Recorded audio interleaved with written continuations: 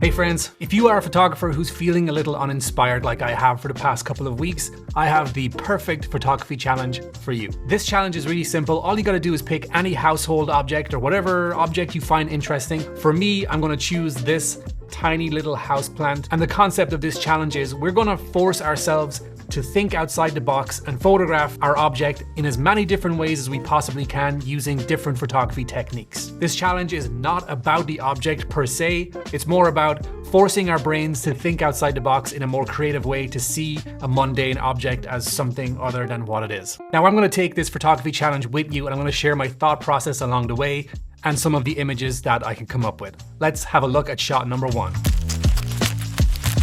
We all know what this plant is just by looking directly at it. But for my first shot, I'm going to change the perspective. Instead of looking straight at it, I'm going to shoot looking down on top of it. So what I did was I raised my garage door to let in a little bit of light, set my plant on the ground, and took a shot looking directly down at it. And honestly, I think the shot looks pretty cool. Here's what it looks like.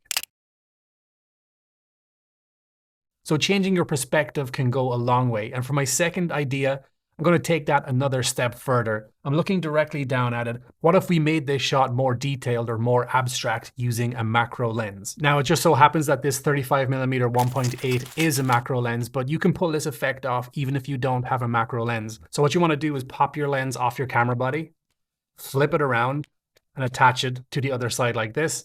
Then you got to get super close to whatever object you want to shoot, and it's going to give you this crazy macro effect. That's a little hack that I learned from Peter McKinnon's channel years ago. Thanks, Pete. Let's take a look at my second image. This is an abstract macro lens shot. Okay, for my third shot, I'm going to combine a couple of different ideas together. So the first thing I want to do is play with color, and I think I want to take this picture in black and white, make it look moody and dramatic. And the second idea that I want to add to this shot is play with leading lines. Now, leading lines can be anything like a door frame, and you can put the object in the center that will frame it nicely. But in my kitchen, I'm going to see if I can use my sink as leading lines in my image to make something interesting. Here in my kitchen, we have this huge window that lets in a lot of natural light. And the weather today is overcast, so that light coming in is super soft and perfect for indoor photography.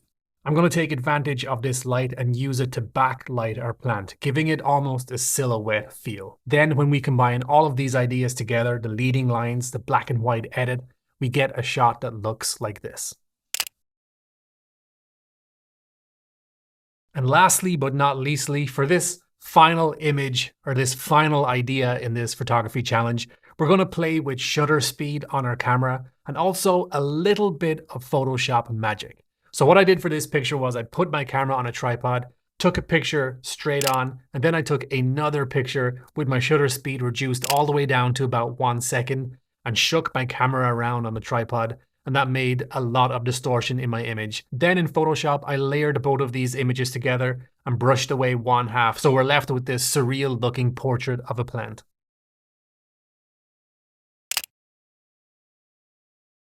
And again, this photography challenge is not about the object, it's more about learning new skills or using the skills you already know and putting them into practice to create something new. Anytime I find myself getting frustrated with my own photography and my own skills, it usually means I'm on the cusp of learning something new or breaking through a boundary of a place I haven't been before. That frustration usually means I'm just bored with the set of skills that I have and I need to learn something new. I need to make photography interesting for myself again.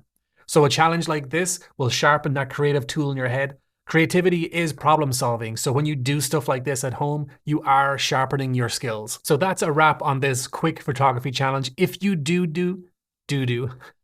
partake in this photography challenge, please do tag me in any of the pictures that you take. I'd love to check them out. If you make a video about your pictures, even better. Let me know what you guys think of this video. Subscribe if you're not already, and I'll see you in another one very soon. Peace.